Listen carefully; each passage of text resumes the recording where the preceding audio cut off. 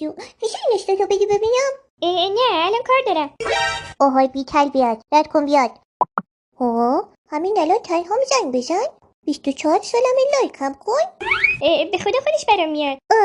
که خودش میاد الان درستت میکنم.